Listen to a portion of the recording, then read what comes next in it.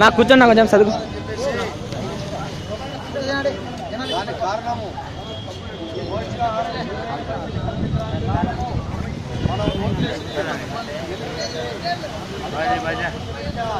రాష్ట్ర కేంద్ర ప్రభుత్వాలని చెప్పేసి ఈరోజు ఏర్పడింది.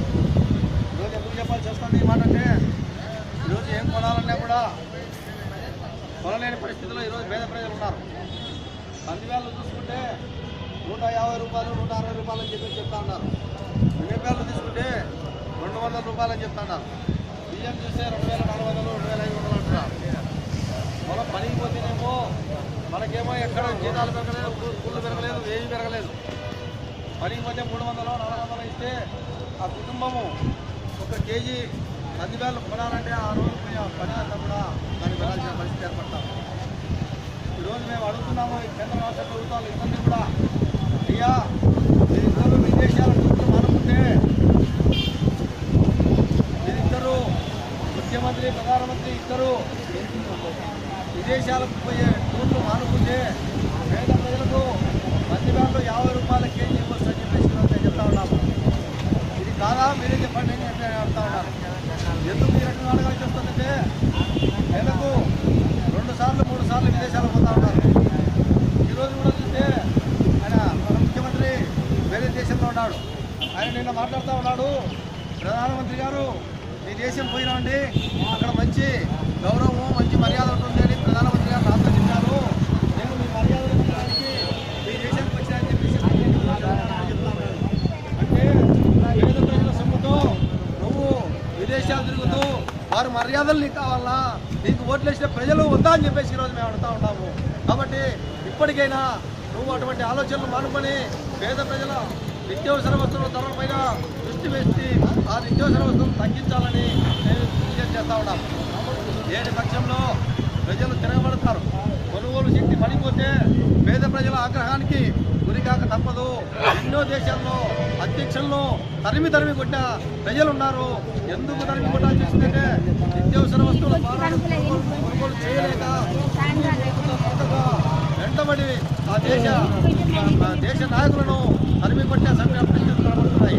కాబట్టి ఆ పరిస్థితులు ఈ రాష్ట్ర ప్రభుత్వం కానీ మన కేంద్ర ప్రభుత్వం ముఖ్యమంత్రి ప్రధానమంత్రి కానీ తెచ్చుకోవద్దని చెప్పేసి ఈరోజు సిపిఎం పార్టీగా విజ్ఞప్తి చేస్తా ఉన్నాం. మీరు ఏం చెప్పారు, ఎన్నికల ముందు బ్రహ్మాండమైన మేనిఫెస్టో విడుదల చేశారు. ఇంటికో ఉద్యోగం ఇస్తామని చెప్పారు. చదువుకొని నిరుద్యోగుల గుండెలకు నిరుద్యోగ వృత్తి ఇస్తామన్నారు. అనేక రకాలుగా వాగ్దానాలు చేశారు. రైతులకు రుణమాఫీ అన్నారు, డాక్రా రుణమాఫీ చేస్తామన్నారు. ఏవి కూడా ఒక్కటి అమలైన పరిస్థితుల్లో లేవు. నువ్వు చెప్పిన వాగ్దానాలు ఏమీ లేవు. కానీ విదేశాలు మాత్రము నెలకు 2 సార్లు 3 సార్లు రైట్ ఎక్కిపోతా ఉండాలి తప్ప ప్రజల సమస్యలు పట్టించుకోవాలి. విపరీతంగా 35,000 40,000 ఎకరాల రాజధానిలో భూములు సేకరణ చేశాము. రాజధాని కావాలని చెప్పేసి అంటున్నాం.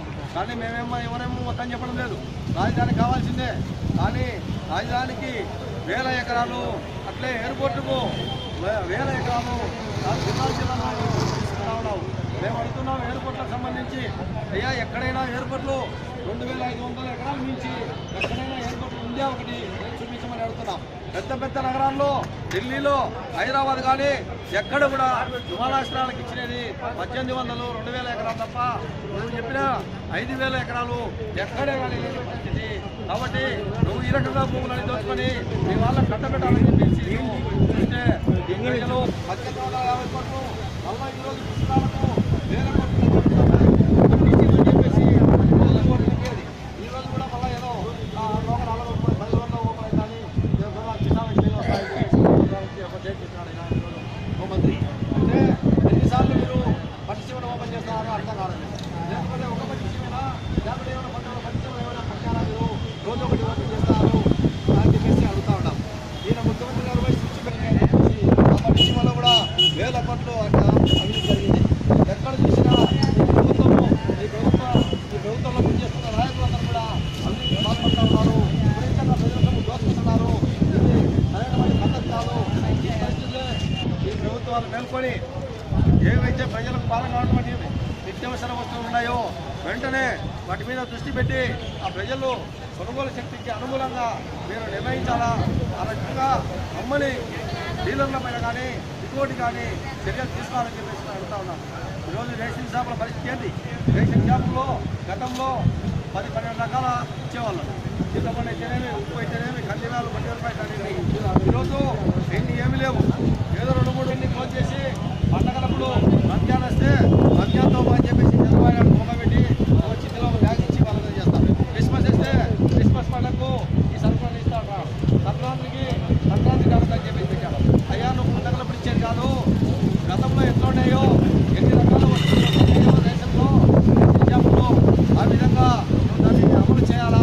ఈ రకంగా అన్ని ఎగరగొట్టేసి సంవత్సరాలు పడిగా ఒకరోజు పండుగ రోజు 4 రకాలు ఇచ్చి ఈ ప్రజలను మభ్యపెట్టాలని చూస్తే ప్రజలంతా అమాయకంగా లేరు. కాబట్టి నీకు టైం కూడా దగ్గరకు వస్తూ ఉంది. ఇప్పటికైనా మేల్కొని రేషన్ షాపులను పటిష్టపరిచి ప్రజలకు అందుబాటులోకి నిత్యావసర వస్తువులు ఇవన్నీ తీసుకురావాలని చెప్పేసి కోరుకునే అవకాశం ఇచ్చిన